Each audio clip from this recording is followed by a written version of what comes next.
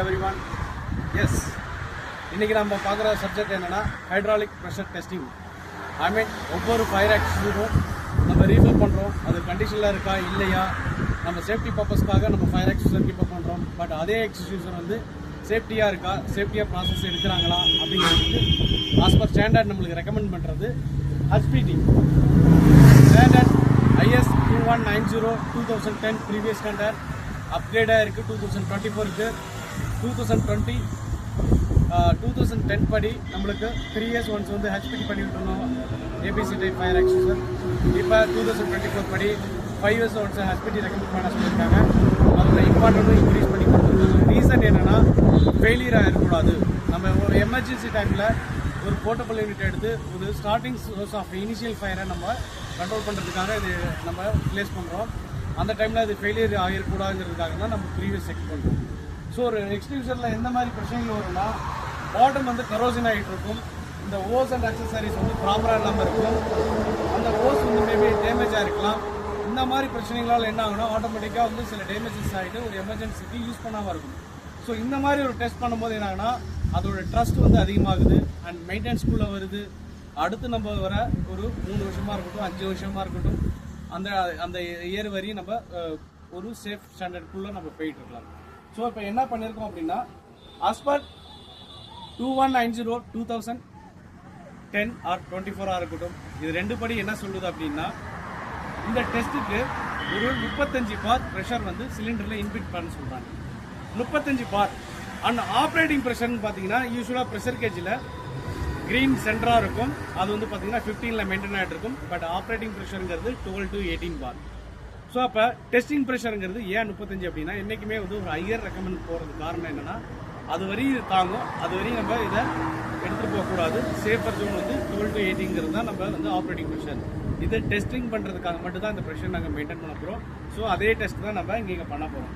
என்னென்னா machine HPT machine இங்கே இருக்குது, மேனுவல் HPT மிஷின் சொல்லுவாங்க. அதை இந்த HPT மிஷின் மூலிமா வந்து ஹேண்ட் பம்பிங் மூலிமா ஒரு ஹைட்ராலிக் ப்ரெஷர் கிரியேட் பண்ணுறோம்.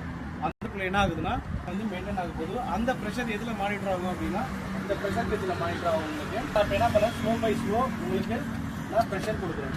ஸோ 0லேருந்து உங்களுக்கு என்ன பண்ணுது 10 போகுது. அண்ட் அகைன் வந்து பார்த்தீங்கன்னா ஸ்லோ பை ஸ்லோ நான் கொடுக்குறேன். சோப்புக்குள்ளே இன்பில்ட் ஆகுது. ஸோ 30 வந்துருக்கு, 35க்கு மெயின்டைன் ஆகுது.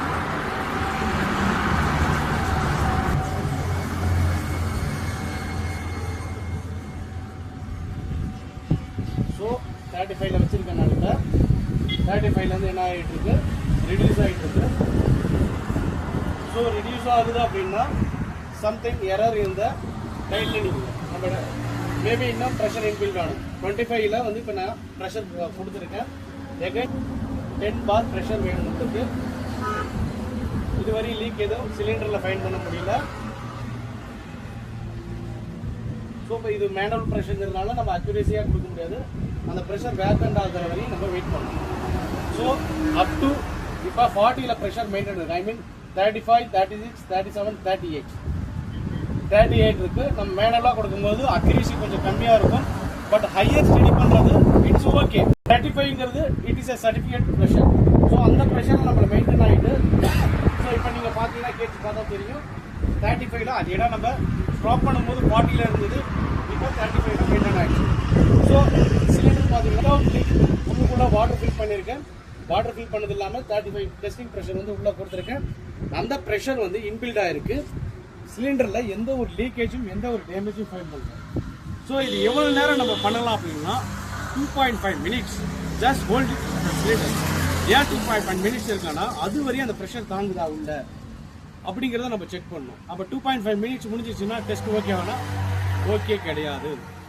சேம் டூ எகைன் இந்த ப்ரொசீஜரை இன்னும் 2 times. ஸ்டாண்டர்ட் நம்மளுக்கு ரெக்கமெண்ட் பண்ணுறது வந்து 3 இன்டர்வலில் 2.5 minutes ஹோல்ட் பண்ணிவிட்டு இந்த ப்ராசஸை ரிப்பீட் பண்ணுங்கள். பண்ணிவிட்டு சக்ஸஸ் ஆகிடுச்சுன்னா HPT ஓகே. HPT பண்ணதுக்கப்புறம் என்ன பண்ணோம், வாட்டர் அவுட் பண்ணிவிட்டு மாய்ச்சர்ஸ் அந்த ஈரப்பதத்தெல்லாம் போக்கிட்டு அகைன் வந்து mono ammonium phosphate as per standard above 40% ரெக்கமெண்டடான பவுடர் வந்து இன்சர்ட் பண்ணும்போது it is going to for refill. I mean, as per standard படி நம்ம refill procedure நம்ம கொடுக்கிறோம். And thank you for everyone, and keep this, and never compromise safety. Always follow rules and regulations. Thank you.